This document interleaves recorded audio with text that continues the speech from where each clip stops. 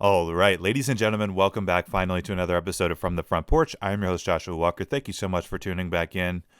It's been a little sporadic lately, I know, with like summer travel, everything going on. I've been a little sporadic. Last week we didn't have an episode, the weekend before we did, so I'm just trying to get it all like on a schedule, but hopefully Nash is getting off a crazy schedule, Mr. Nashville.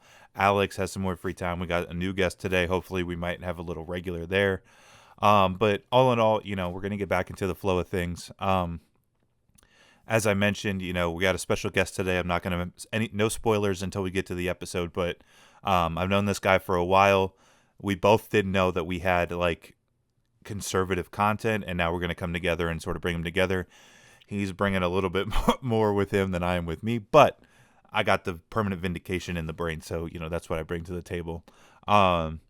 But Mr. Big Cavs himself, Mr. Alex, is joining us. We're going to talk about the absolute disaster that the Olympics has been, and that's, that was even before their god-awful opening ceremony nonsense.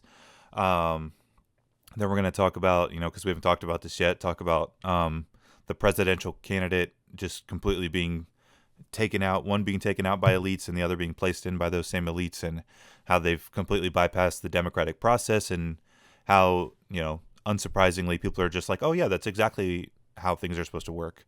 So we're going to talk about that.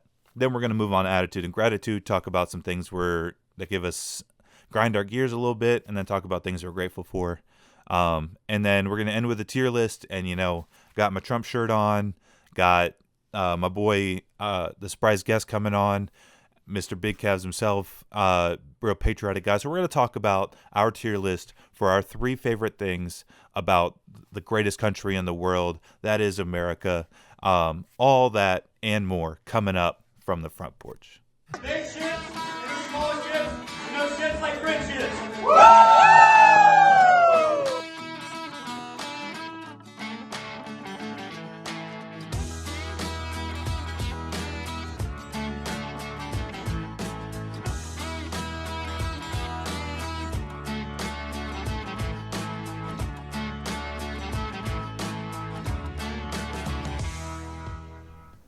All right, ladies and gentlemen, welcome back to another episode of From the Front Porch. I'm your host, Joshua Walker. Thank you so much for tuning Oh, here we go, man. Starting already. I've been fasting, my brain is foggy. All right. Welcome back to another episode of From the Front Porch. I'm your host, Joshua Walker. Thank you so much for tuning back in. With me, as per usual, Mr. Big Cavs himself, Alex Hartford. How we doing, brother? Doing great. How are you? I am fantastic. I'm a little foggy, but we're going to get through this thing. But with us today, a new guest. A new guest is always good, and this one is pretty special. We've been working together for a hot minute. Neither of us knew that the other one did content like this, so this is pretty exciting. Mr. Dejan Reed, at the Dejan Reed on TikTok. How you doing, brother? I'm pretty good. How you doing, Josh? I am fantastic, man. It is crazy. So probably, how long have you been there? Like almost 2 years now? I want to say about 2 years. About 2 years. Coming up on 3. Actually, yeah. About 2 years and some change. Yeah. So we've been working together for a long time. Talk like almost every day. Neither one of us had any idea. No and funny idea. story. And you didn't push your agenda on him? I didn't. In fact, don't bring this into work and just go, hey. But funny story. Nash texted me the other day. Nashville has been on here, and he texted me a screenshot of Reed's profile on TikTok and goes, "Hey, have you ever seen this guy's content?" And I was like, "Well, I know that guy." And he was like, "Oh, how do you know him?" So I explained what I just explained, and he was like, "Oh, well, I just DM'd him and asked if he wanted to be on the podcast because I like his content a lot." And I was like, "Oh yeah, what'd he say?" And he was like, "He said he'd be down, but he doesn't know that it's yours yet." And so I texted Reed and explained the whole thing to him. But I get a random text in the middle of the day, and it's like, "Hey, do you know Walker?" And I'm like, "Wait a dang second, what?" There's no way. There's absolutely no way. But now I'm here, so. And we're happy to have you here. Yeah. Well, being new on the podcast, we got to get to know you a little bit. So you have been doing this on TikTok for a hot minute. I remember like a couple of years ago now, I actually sent you a a video of yours and was like, "What is this?" Because he was making fun of the try that in a small town video. Yeah, People's Jason mad Aldean. reaction to it. So how long have you been doing this, Reed? I would say I started at about May of last year. Fun fact, I was always making funny videos, comedy videos, everything else. But nothing really too political, nothing too socially cultural, if that makes sense. And then my account got banned after I had made this one video. And it was talking about the new April O'Neil from the Teenage Mutant Ninja Turtles.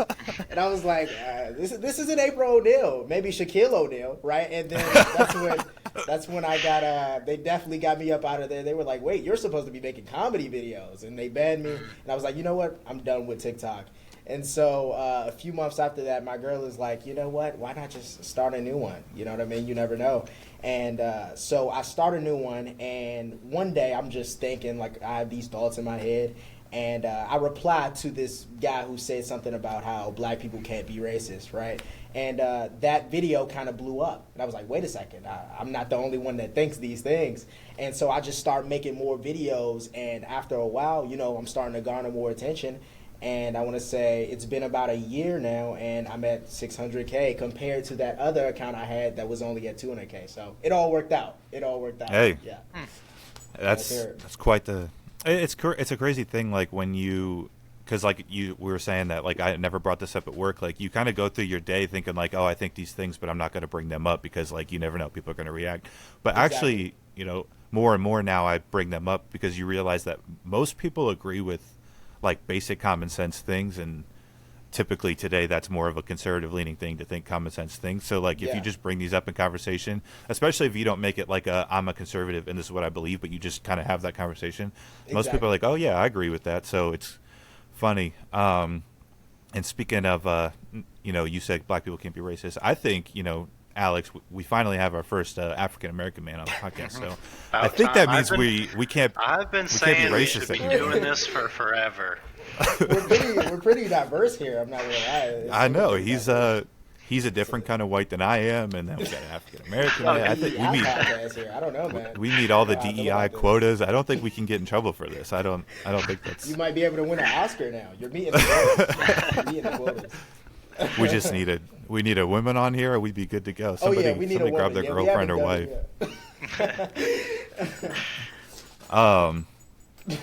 Yeah, so it's kind of like a funny thing that because like I said, the first one I saw you on was you making fun of, or not making fun of, but you making fun of the reaction to Try That in a Small Town, where the song is literally just like, don't rob people, and people are like, oh, you can't say that, that's racist, and it's like, it's this very common sense thing, like, and people just have such a fit over it. It's just a funny thing, funny time we live in. Funny is, I guess, a good way to say it without getting sad about it. But I think the issue is like people attach themselves to their identity so much, right? So like people associate certain characteristics to different identities. Okay, if you do this thing, then you're a real black person. If you do this thing, you're a part of the LGBT. You're a part of our community. If you do this thing, etc. So people will listen to a song like Jason Aldean's, and they'll say, "Hey, he's not only attacking every other black person, but he's attacking me as well." So then people will get offended at a lot of these things,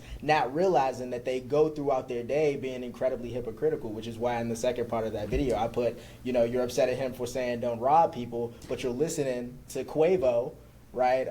Talk about slapping women and robbing people all the live long day. You know what I mean? So, a lot of people they aren't really as consistent. I'm starting to notice people aren't as consistent. Yeah. Well, only when it fits what they want it to fit, basically.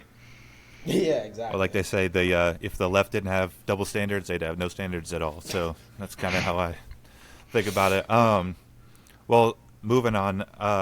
Like how long would you say that you've like had these opinions? Because like I know for me, like I was pretty conservative, pretty young, but I leaned pretty like libertarian. And as I've gotten older, I've gotten much more conservative, having kids and all that. So how long do you think you've? I would say I grew up in a household where. And I would say this is a big issue with I think a lot of black individuals, right? I would say that they essentially have conservative values, But because the connotation of conservative and Republican have been so conjoined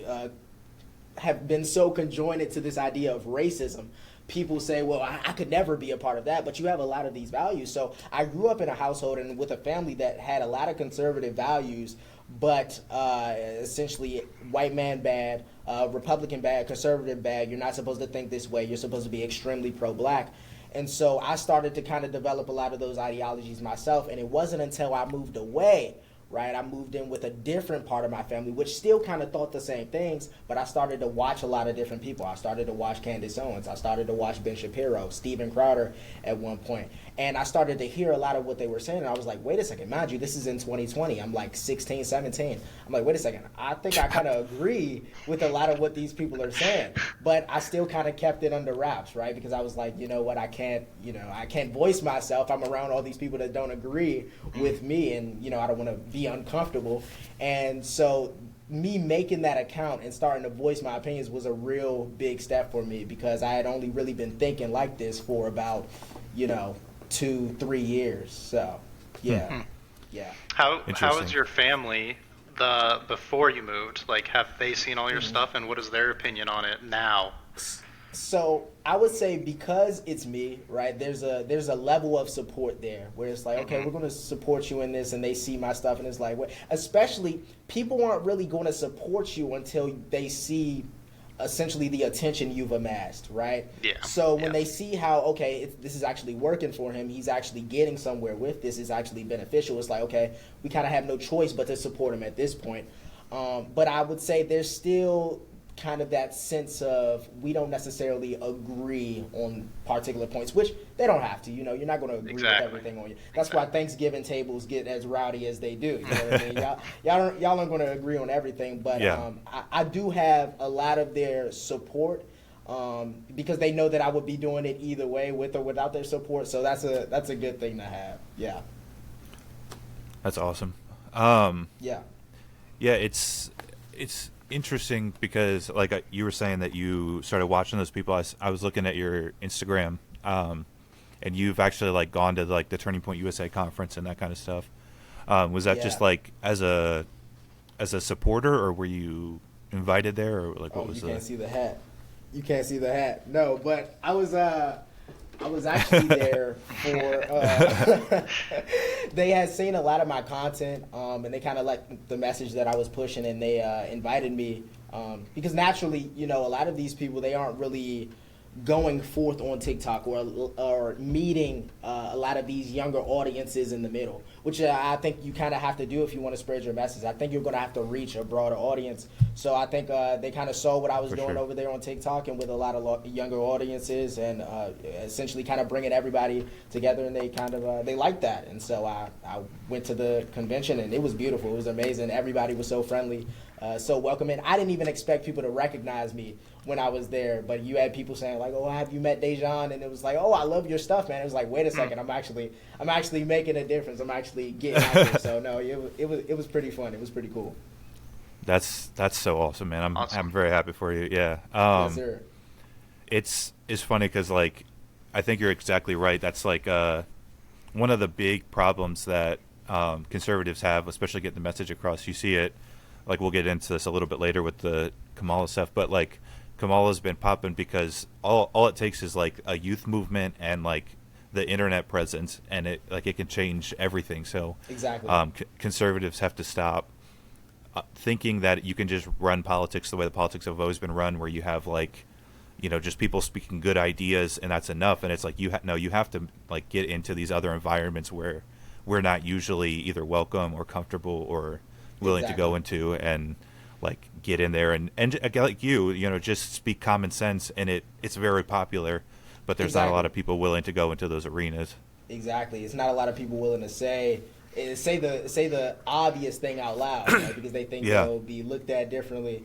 But yeah, like you said, you got to reach the masses, right? Vivek, I actually met Vivek, and a lot of his idea is that we need to be meeting these people where they're at. You got to get on a TikTok, right? You got to, because that's where the left is, right? That's where a lot of these liberals are. That's where they're pushing their message. Why not get in there and rumble with them? For sure. it was sort of sad that he didn't get picked as the VP, but I think he'll have his own future in the party. So it is what it is. Definitely. Alex, you got anything else for him before we move on? No, I think I'm ready for the first topic. What is it, boss? All right. Well, the first topic we're going to get into is the absolute dumpster fire that is the 2024 Olympics. And before we even get to the opening ceremony, which was an absolute atrocity against humankind, I got a video in my recommended before the opening ceremony had even happened, and I'm just gonna list off a bunch of these things that had already happened. The athletes, when they arrived at the village that they're all staying at, they were sleeping on cardboard boxes. Their bed frames were cardboard boxes with mattresses on top. I didn't know that. The multiple teams, including the Australia team, were robbed. Their cars were broken into, and they had their stuff taken. Speaking of Australia, there was an Aussie woman who was there to visit for the Olympics, and she was gang raped by 5 migrants while she was there. And there's a video of her running into a kebab shop and basically getting protection from the citizenry that were not the bad guys.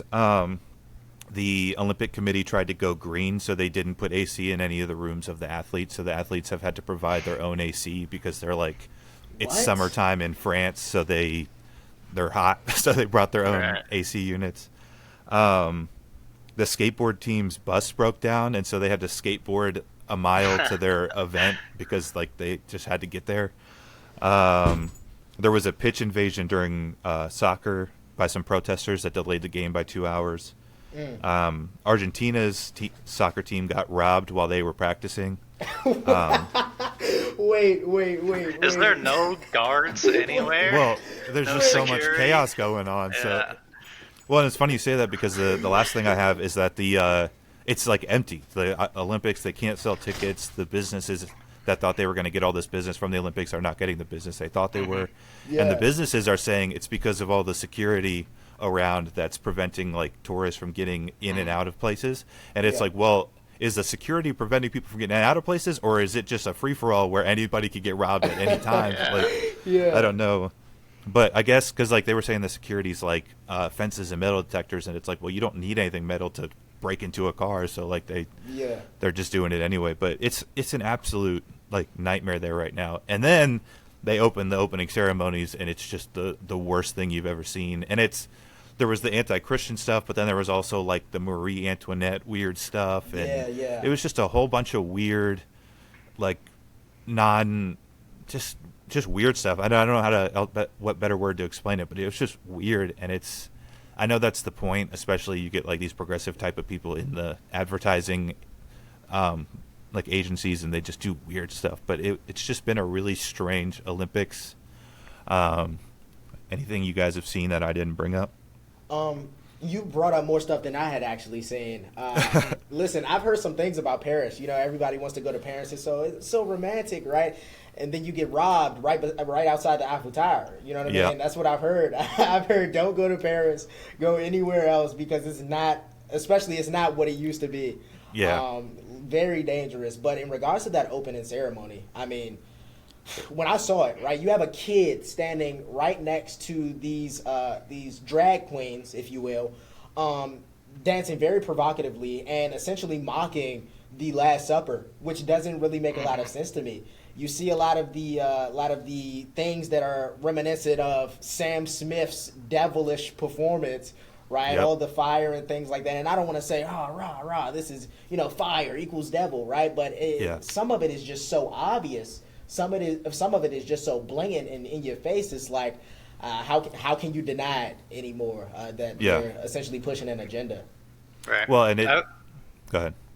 I was gonna say, who knows the truth about anything right now with how the media is? Because I saw the Last Dinner thing, which that whole post got a lot. It got a lot of traction, right? And then I saw this other post that was no, it was because these are people from France and Greek representations of history, but then I looked at who posted that, and it was who even is this? It just gained a lot of traction. Yeah. So until I see an official statement from the Olympic media team, who really knows? I even look at the Hawk Tua girl. Everyone said that she was a preacher's daughter and that she was a school teacher when none of that was even true. So I don't even know what to think about it right now. And it's funny because, like, that's such a big thing. I know right now because Trump have announced J.D. Vance as his VP, and so there's been all kinds of crazy stuff said about him, but there's, like, rumors going around that he tried to have sex with the couch. There's rumors going around that he was looking at dolphin pornography. There's rumors going around. There's a picture of him looking at historic memorabilia at, like, a gun show, and in that line, there's a swastika, like, memorabilia artifact, and so they're all like, oh, he went Nazi shopping. And it's just like, there's nothing can be true. Everybody just tries to jump on it, like, as soon as they can get this thing out.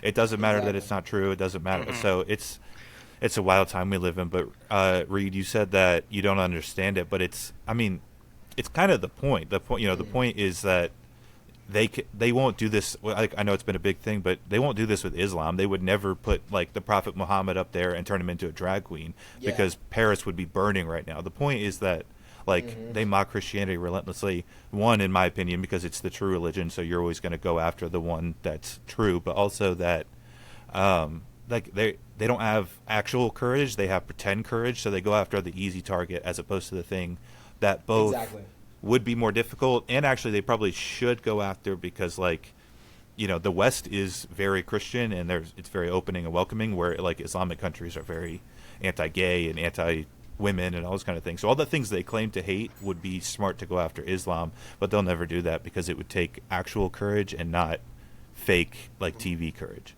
No, it's like you said, right? It's easy to go after people that you view committed a lot of atrocities in the past, and essentially when they essentially lump them all together, they create this big generalization of Christianity as a whole, right? Which they believe gives them justification to mock, right? Gives them justification to slander, to scrutinize. It's like the same thing people do with white people, right? It's like, because of the atrocities that some of these people did in the past, now it's free game. Right, and I'm going to mock, scrutinize, right, demonize all of the individuals that fit in this category. I'm going to make fun of them relentlessly, and there's nothing you can really do about it because I'm just going to hide behind the idea that they've done bad things in the past. It's the same thing I'm saying with Christianity. Well, and it's like, just like with Christianity, like I was saying too, that's a great point, because it's with white people, it's the easy target. Like, they don't, the broad culture doesn't make fun of Asian people or black people or gay people or whatever. They go after their easy target, which, like you said, is white people, because they hide behind this, like, no, I'm doing it because there's historical precedence behind it. But it's like, no, you're doing it because nobody will get upset about it. Exactly. Where if you went after any other group, they would get really upset. So that's why you're doing it. But luckily, I think there's been a huge swing in culture. Obviously, like, the Olympics is still going that way. But like, if you look at the popular comedy specials, the popular, like, movies that are coming out, like, anything, it's back swinging the other way, where it's like offensive stuff and going after the groups that nobody will talk about and all those kind of things. Because people are just like, I'm tired of, saying that white people eat mayonnaise all the time. Like, I want to be able to joke about all these, especially when, there's a lot of stuff in our culture that I'll leave unnamed, but it's, like, ripe for comedy. Like, it's such an easy slam dunk at comedy. So they're like, I want to see the jokes about this clearly ridiculous thing that I'm seeing. And the broader culture won't do it, but I think, like, the counterculture underneath is beginning to, like, swing back. Well, that's why I say a lot of our society, it seems as if I just say our society's a pendulum, right? It just keeps swinging back and forth. Whether it's fashion trends, right? We went from baggy clothes to, then the skinnier things we're in, and now we're back to baggy clothes again. Whether it's tipping culture, we didn't used to tip, and then people were like, we need to tip, and now people are like, oh, I'm tired of this tipping culture. You know what I mean? Even with, like, beauty standards, right? Or, they say fat phobia, right? Being huge meant wealth, right? Then we had a more of a Victoria's Secret model kind of standard, and, now it's back to, where we're at now, but I don't know if that swung back. I think everybody's just playing pretend with that one, but no, but I mean, I think I try not to harp on it too much, because I know at some point things will swing back, but there's going to be a lot of people out there fighting the swing, if that makes sense. So there's going to be a lot of people fighting the swing back, like you said. We're kind of getting back to being less offended by a lot of those things. Yeah. Alex, what were you gonna say? I was just gonna say, like, you would think that they would have some sort of media team or like content that, hey, this is gonna be what's gonna happen. What do you think? Like, let's get a little board of people. Like, do you think this could be offensive? It's like they just were like, hey, you guys are in charge, and whatever happens on the day of release, this is what's going to happen. Like all this whole conversation could have just been avoided with such a simple concept, you know? Yeah. Well, it's just like the Bud Light controversy, where like one person made a decision to market it this way, and it absolutely blew up in their face, and then the leadership of Bud Light was like, "What the hell was that? We didn't. I had no idea that. Like we let our advertising team run wild, and so they just did that. So they're fired. They're all fired, and now we're gonna go back to trying to be like the frat boy patriotic beer, and it's like."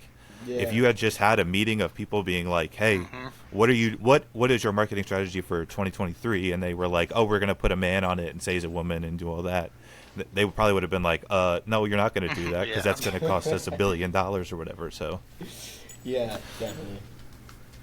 All right. Well, we brought it up a little bit before, so now we'll just move on to it. Kind of the big story that's been happening in the public sphere is their voted for candidate was just sort of picked up and moved out, and they picked up another one and put him in there, completely bypassing any sort of democratic process. So Kamala Harris is now the nominee for the Democrats. Before I rattle off about this, you guys got any thoughts on that?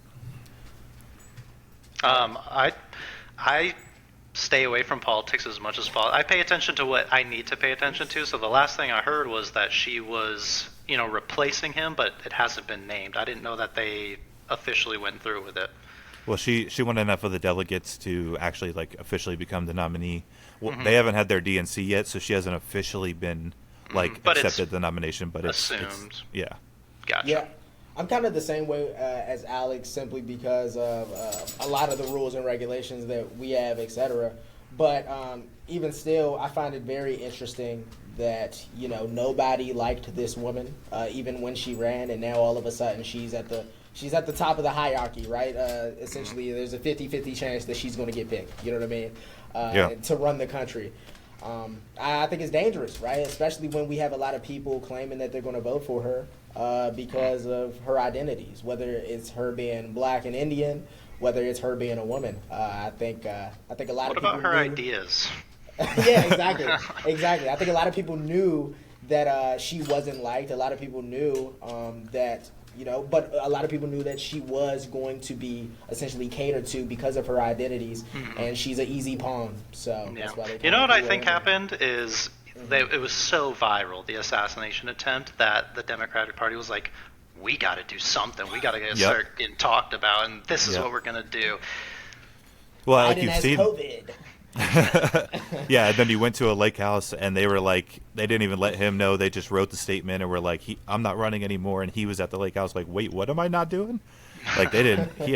They just decided for him. But yeah, it's crazy. It's a crazy time, but it's even more insane. Like Reed said that, like nobody. She didn't even make it to like the Iowa caucus back when she ran in 2020. She was not very popular, and nobody voted for her. But like. Now, because of, like Reed said, she's like protected behind these identity groups, and you have a whole side of people who are like never once asked her ideas. Like Alex said, they never one time have been like, "What? How does she feel about XYZ?" But they're just like, "Oh, she's young and she's hip and she's dancing and she's a woman, so we're gonna vote for her." And we were talking a little bit before about how like you do have to get into TikTok and those kind of spaces, but it is also very sad that we don't live in like a serious country anymore, where it's like. I don't care about any of that. Like I want to vote for like a politician to run the country, and they're like, no, I want to vote for a woman who I would go get margaritas with.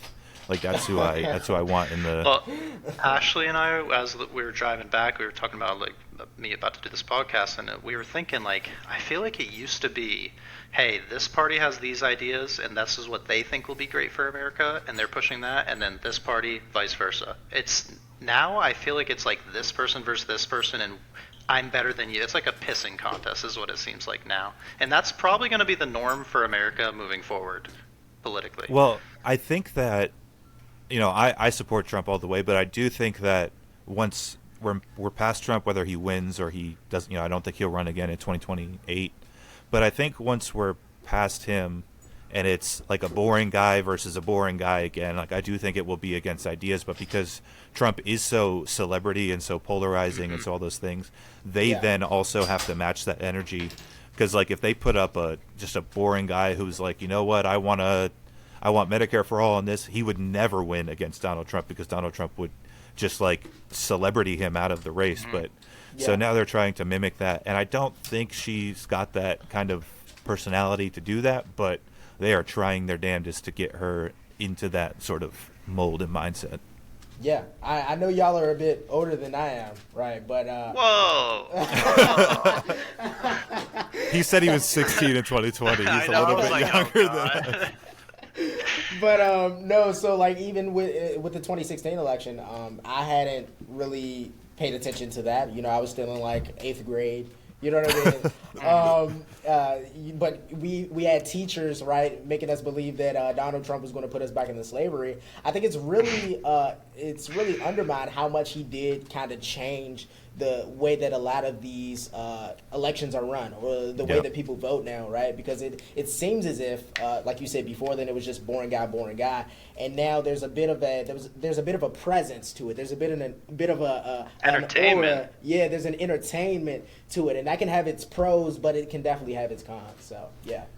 Well, and the funny thing about that is that they said that Trump was trying to put y'all back in slavery, but then also they said that Joe Biden famously said that about Mitt Romney, that he was going to put y'all back in chains, all the way back to like they were calling Reagan Hitler. Like that's been a thing for a long time, but I think unfortunately one of the bad things about social media and all that is now the average person can see a post lying that Donald Trump supports this policy, and so then like 1 million people see it, and you know that's not, well, maybe not even 1 million, 500,000 people see it, and that's not like, none of us will ever see that post, but 500,000 people will now believe that Donald Trump supports putting black people back in slavery or opening concentration camps or whatever, and that it's like really effective. And so again, back to the first point, as like we have to get in those spaces and battle those ideas and be like, he never once said that. That's Reed's had history with this, but that, like, with the Project 2025 thing, like it's not even his idea, and yet we're having to battle about it because a lot of people said it was, and so now we have to argue this thing that's not even, shouldn't even be relevant, but because so many people believe that that's his plan, we now have to have a conversation about it, and it's this really irritating thing we have to do because of social media and the time we live in and all that kind of stuff. So yeah, it's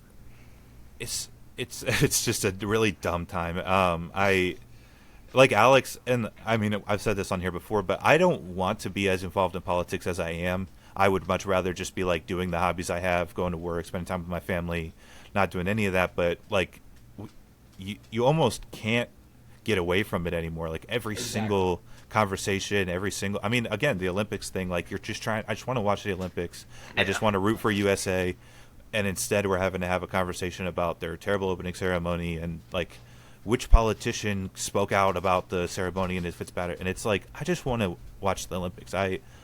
Frankly, I wouldn't even care if they had like a weird opening ceremony. I would kind of expect it at this point, but it was so political and so polarizing that now we have to have a conversation about it. It's just like really irritating time.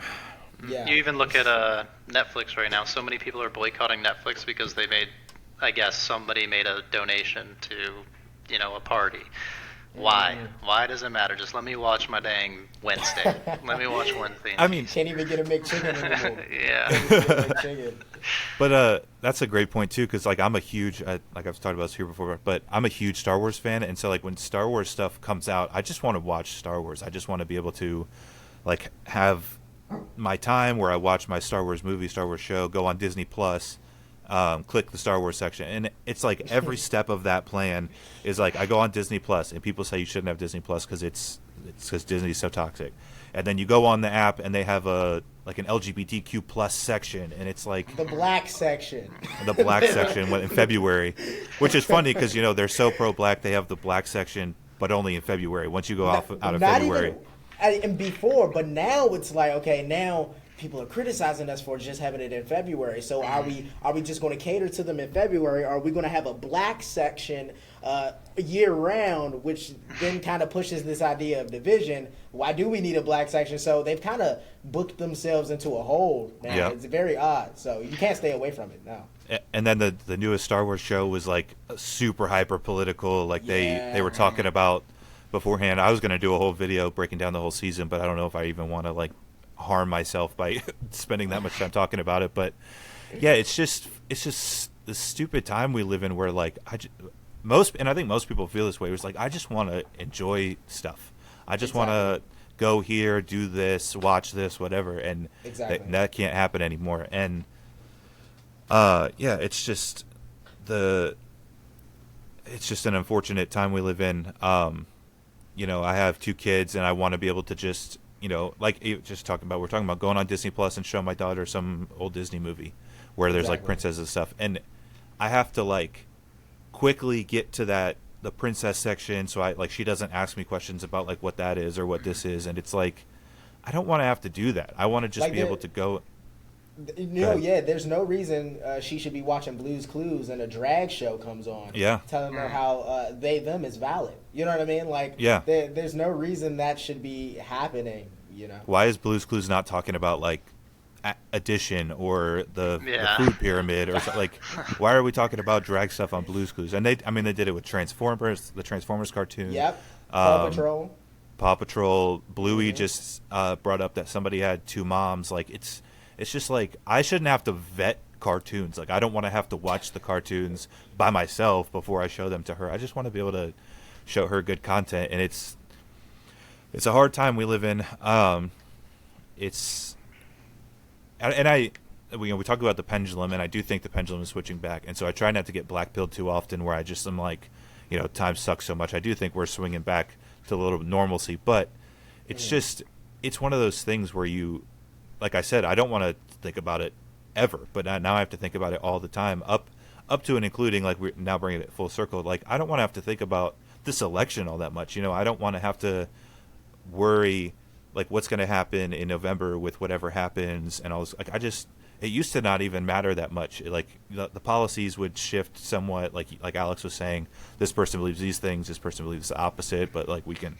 And now it's like, with this last election, it was the difference between economies like that are totally ruining people's lives. It's the difference between like an invasion at the southern border or like the southern border being closed. And it's this huge dichotomy where it's like it does matter and we do have to pay attention to it. And it's kind of frustrating because I just want to be able to like have a good time. The whole podcast was started because I just like having a fun time with my boys, and now it's like, no, now it's got to be. Everything has to be political, so it's a time, certainly a time we live in. Yeah, definitely. But on the note of complaining about stuff, Reed, first time on here, we do a little segment called Attitude and Gratitude. We start with attitude, we complain a little bit, and then we move on to what we're grateful for. So we end on top. So, Alex, what's the attitude this week, man? Oh boy, I was texting you about it.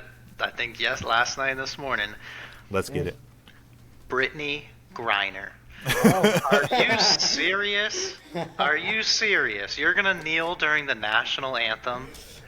Go back to the gulag, Bro. Oh my goodness. And then what happened the other day? Somebody, like a reporter, she's like married to her wife and they have a kid, or I don't know how that situation is, if it's like adopted or what, but someone was like, how do you feel about being a mom? And she was like, do not do that. Do not call me like a gender role. Yeah.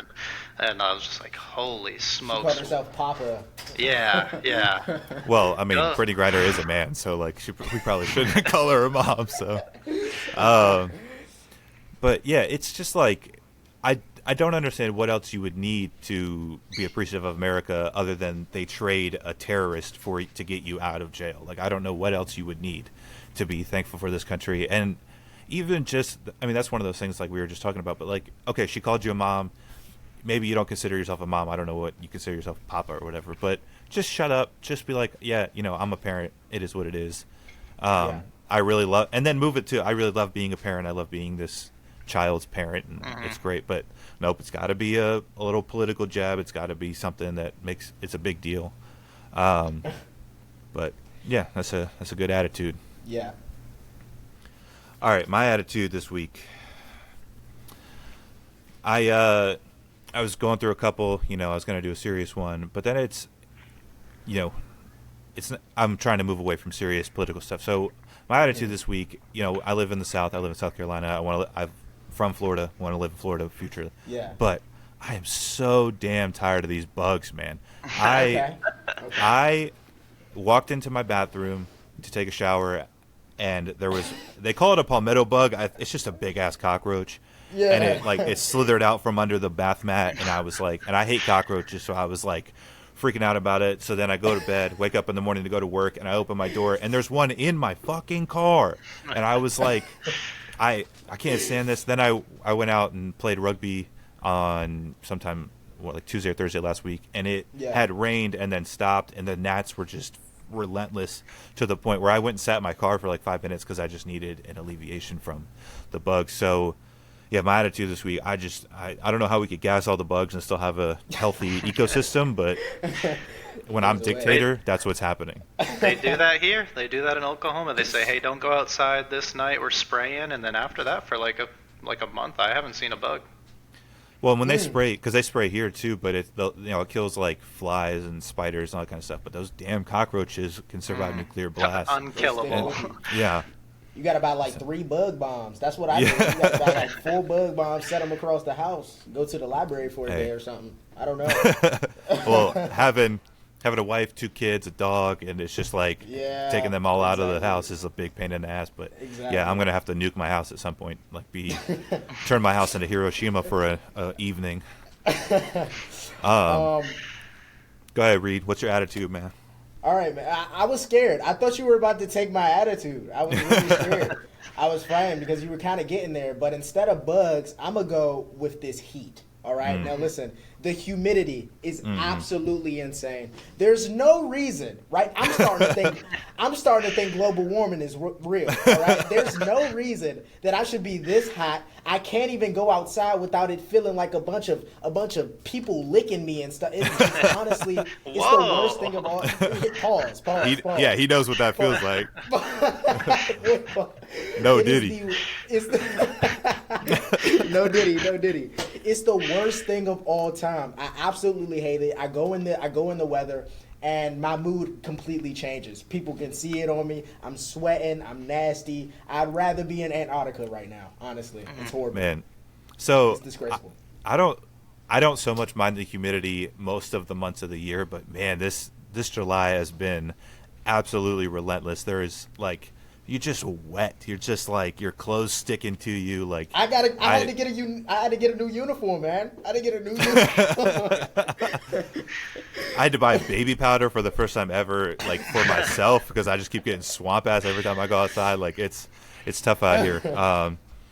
But yeah, that's a good one too. All right, Alex. Let's be grateful, man. What are you grateful for? Okay. Let's be positive. So I had a friend here who just recently bought a car after having like a beater for so long. So it made me think when I was in high school, and every time I went to the store, I was like, please make it. But my gratitude is when you finally get that new car that you don't have anything to worry about, and it's just stress-free. I feel like you're just like a new person immediately. Yeah, for sure. You're whipping around in that thing. Like, oh man, it doesn't even matter. Like I bought a Mazda SUV because I got a family, and I was like, man, this thing's a supercar, man. I don't give. He was whipping that thing like Vin Diesel. Yeah, I'm fast and furious, man. I do. It's an automatic, but I fake it being a manual anyway. I'm like, when you're on a hill, put it in neutral and let it ride. Yeah. Oh man. But yeah, man, especially in the new car smell, like they try to make the air fresheners, but there is nothing better than like the actual new car smell, man. All right. Well, my gratitude, a lot of things to be grateful for. I was going to say my family, always grateful for my family, But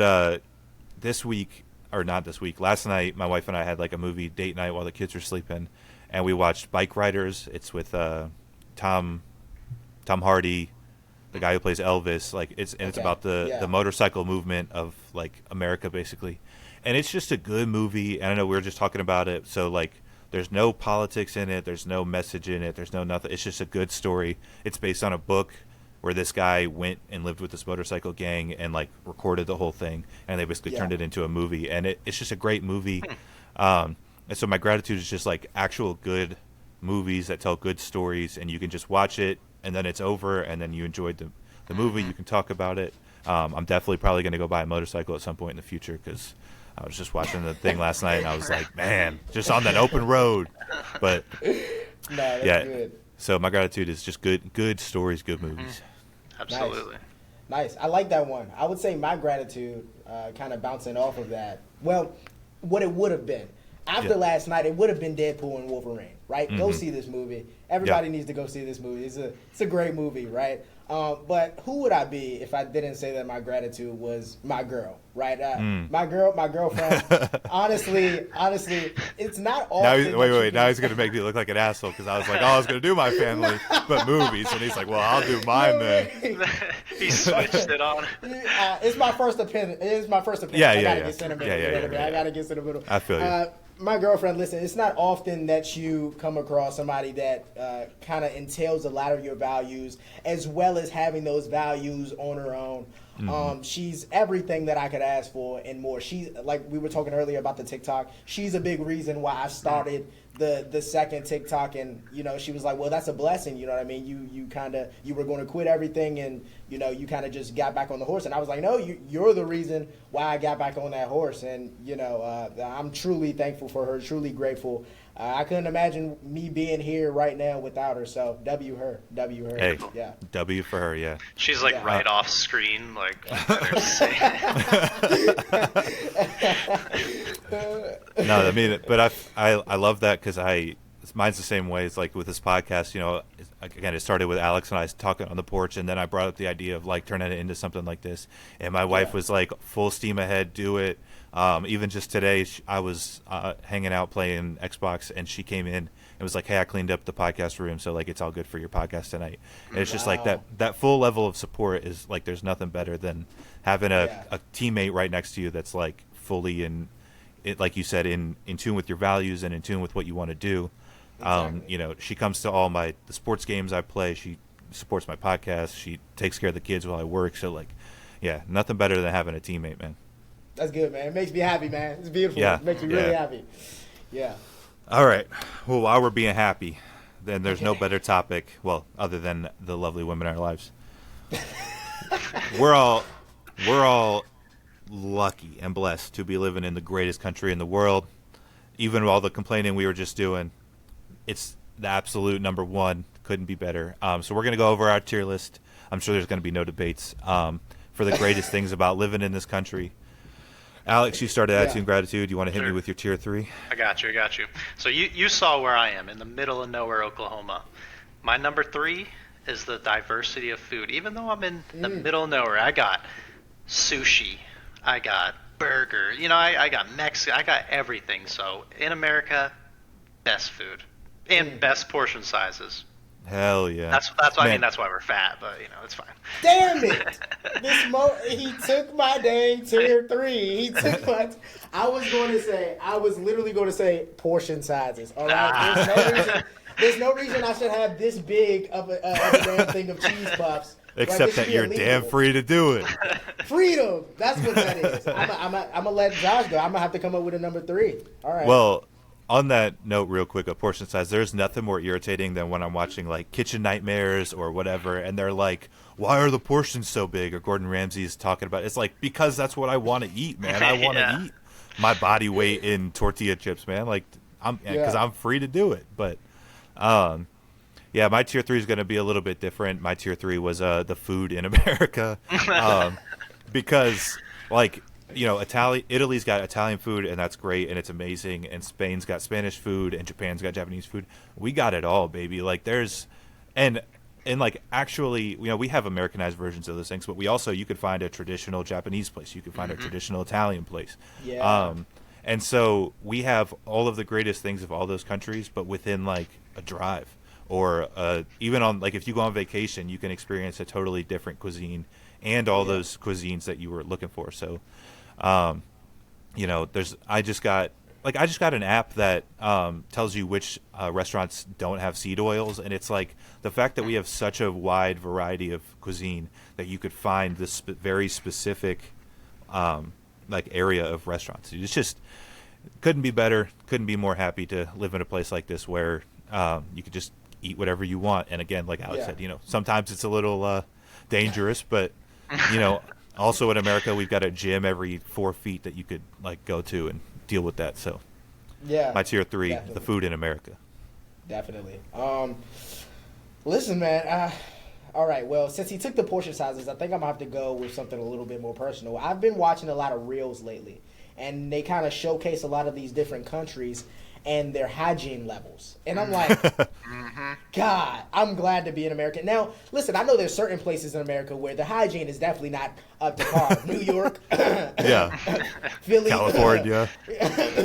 But, I mean, listen, the fact that we can kind of bounce back from that, right, like that, or, if you kind of force the politicians in your city to kind of bounce back, you know what I mean?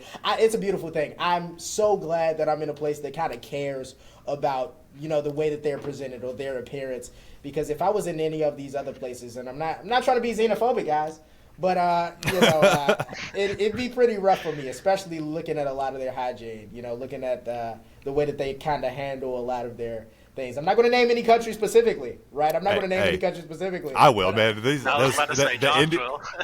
Indian TikToks where they're just making food with their heads and they're just trash lining the streets. I said it. The views of this podcast guest did not reflect the views of the other podcast guests, but man, India is disgusting. I hate it. So yeah, I definitely go tier 3 hygiene. Our hygiene is immaculate. Facts. Yeah. Okay. And again, I could say this for every one of them, but the great thing about America is if you want to live a certain way, like I don't know why you'd want to live without hygiene, but if you wanted to, you can. Yeah. But we have such great structures in place where like someone can live nasty like that, but our whole society doesn't reflect that. And so, it's a great thing, and this is not my tier 2, but just bouncing off because you said that like it's nasty in New York or nasty in California or whatever. But, in England, if it's gross, you live in England, like there's not really much you could do. But our states are so big that if you got tired of it being nasty in New York, you can move to like Idaho and it'd be like clean and nice and fresh air and all that kind of stuff. So it's a great thing that like you have the choice to live in like 50 different countries all in the same country. Like that's a great thing about America. But Alex, what's the tier 2, bro? Gotcha. My number 2. So I was just in Mexico last week, and I'll tell this joke because I was going to start it when you introduced me. I was going to go, hola. Oh, I mean, hello, sorry. just got back, sorry.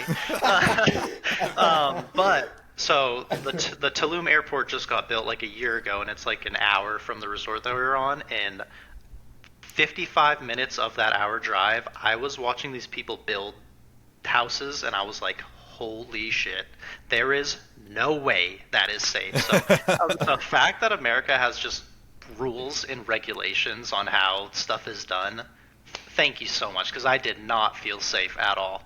Yeah. Well, and that's what's funny is a lot of people think about America as the Wild West, but like actually like we're in a wild time right now, but if you actually think about like the height of America, like we make insane buildings that are like 50 stories high.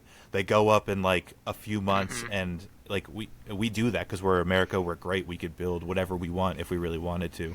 And you don't really see a lot of deaths. Like when I was in Qatar, they were building the World Cup stadium over there, and like every week there would be like accident happened at the construction site, 1,000 people died, and I'm just like, how is this just like happening? It's because you get used to American greatness, man. All right, well, my tier 2, sort of on the note, like I said, about the 50 different countries in 50 states, but it's just the like biodiversity, not the kind of diversity, but like the biodiversity where like I could drive right now and go to Florida and experience crystal clear blue water and beaches and all that kind of stuff, and then I could drive like 4 hours the other way and be in the mountains. And then if I really wanted to take a drive, I could go to Colorado and there's Red Rocks. If I wanted to fly but be in the same country, I could go to Alaska or Hawaii, and they're just two totally different things. So my tier 2 is just that like you could literally be anywhere, and you're still in the United States. You don't even need a passport. So yeah, my tier 2. No, that's nice. I like that one. Even with the cultural diversity, right? I'm not even going to say like racial diversity. Yeah. F that, Yeah. Right? I would say like the fact that you can go to Manhattan, you can experience the city life, right? You can experience these types of people, right? That may be, a mile a minute, right? And then you want to go down to Louisiana, right, and see just random white dudes in the thickest Louisianian accent you've ever heard in your life, frying up gator and freaking. You won't go home, gator. It's a beautiful thing, man. It's definitely beautiful. Yeah. Yeah. So I don't mean to. I meant like the racial diversity, but yeah, I mean the fact that you can. You can go to New York and you can be in a Chinatown where like the whole thing is like a Chinatown, or you can go to New York or a lot of other places and you can be in a little Italy.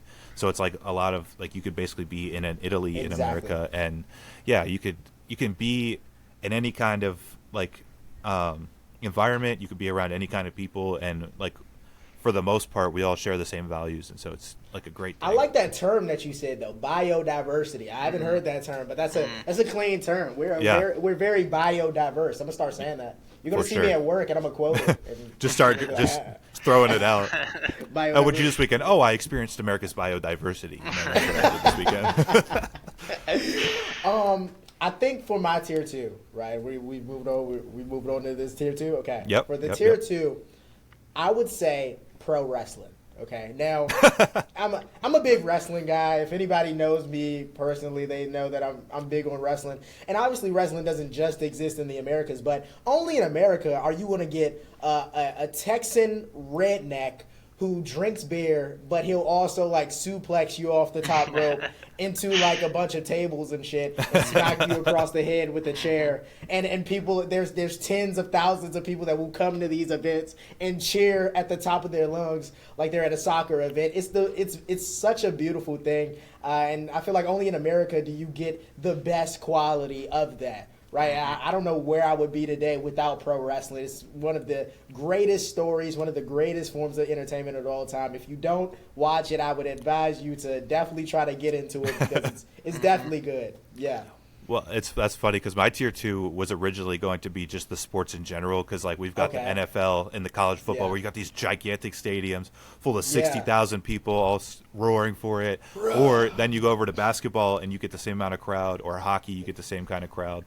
Where you don't, a lot of countries have their one sport. So like whether, Australia's got rugby or the South America countries got soccer or whatever, like America, you could literally do whatever you want and experience like a live giant crowd. I mean, I'm wearing a NASCAR hat. You could only in America would you have like roaring 500 horsepower cars like going around in circles for 4 hours, and you got people drunk out of their minds cheering for these cars and the wrecks and everything. But yeah, it's just this is not a jab. The obnoxiousness of like American sports is so great that like we go over the top with everything, and that includes our entertainment. Yeah. So it's the only place where you can see little 5'6" Rey Mysterio, 6'19", like 6'5", 300-pound Triple H.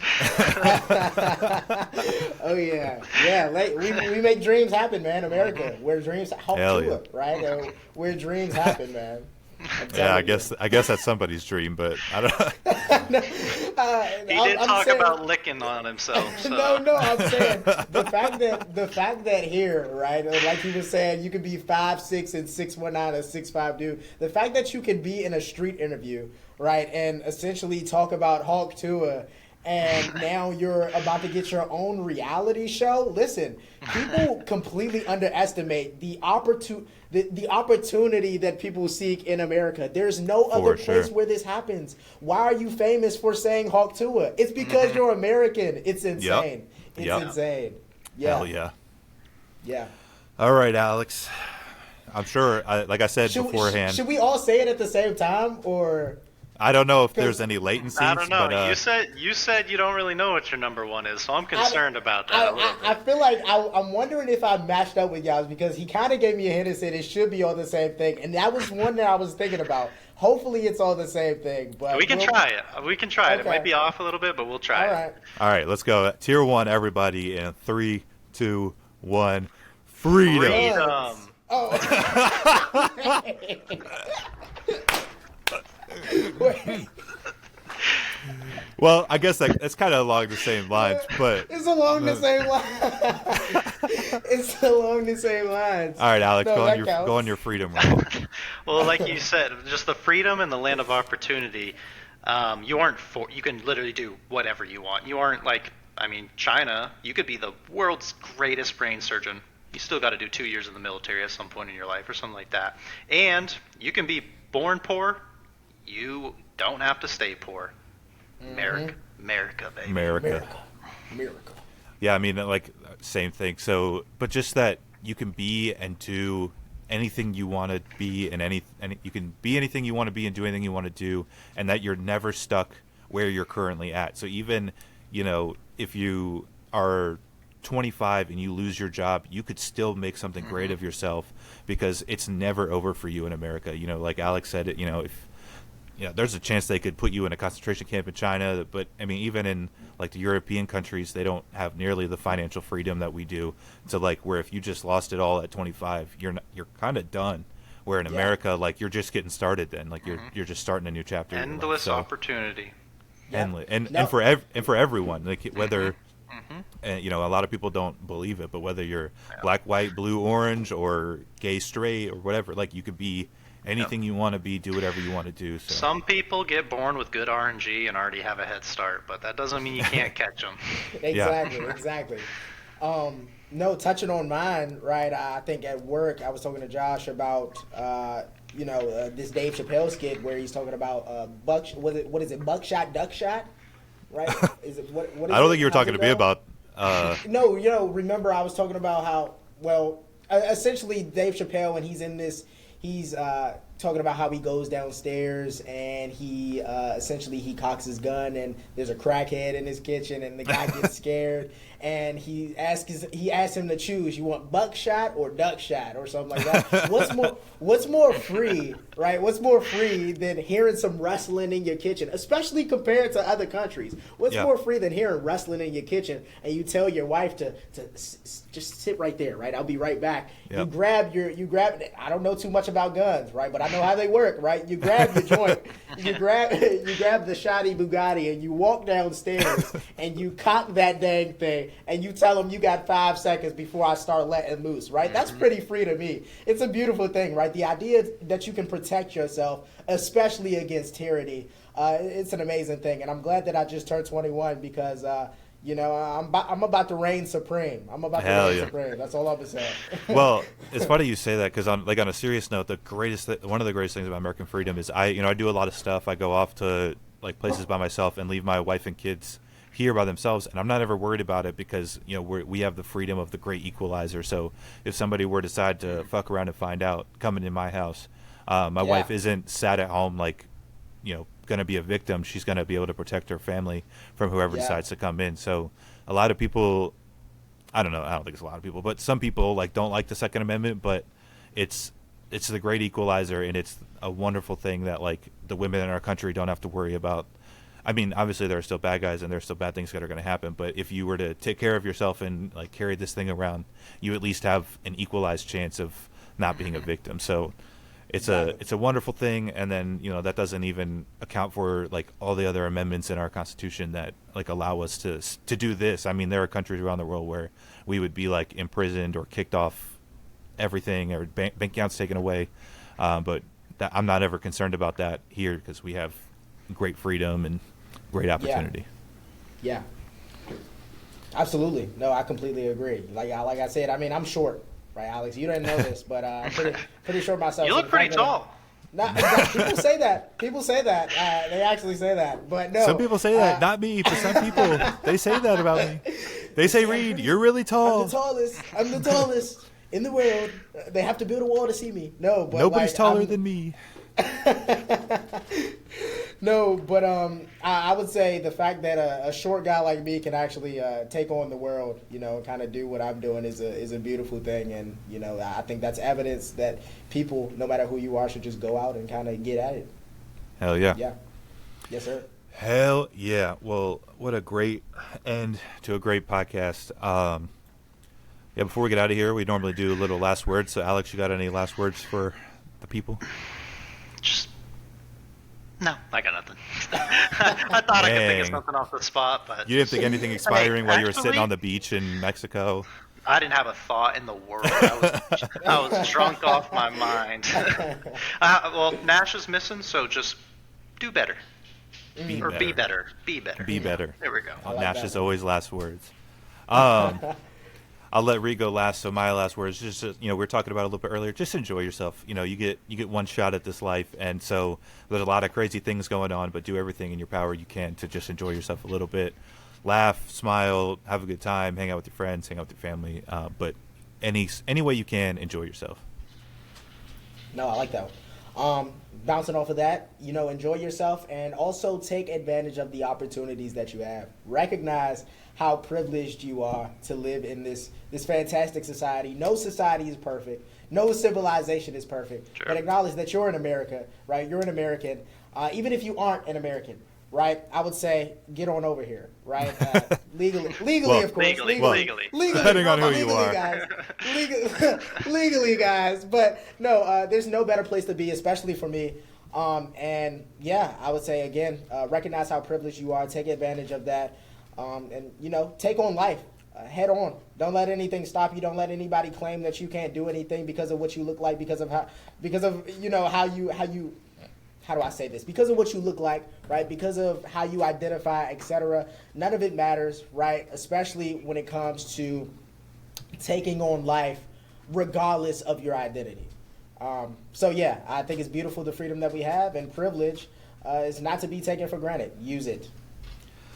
Hell yeah. What an absolute period to this. Miracle. Well, if you're still here, we appreciate you for watching. Please like, please comment, please subscribe, please do all those things. This has been Mr. Big Cavs, Alex, and finally, thankfully, at the Dejan Reed on TikTok. Thank you so much for being on here, brother. Yes, sir. This has been your boy Joshua Walker, and hopefully we will all see you next week. Peace.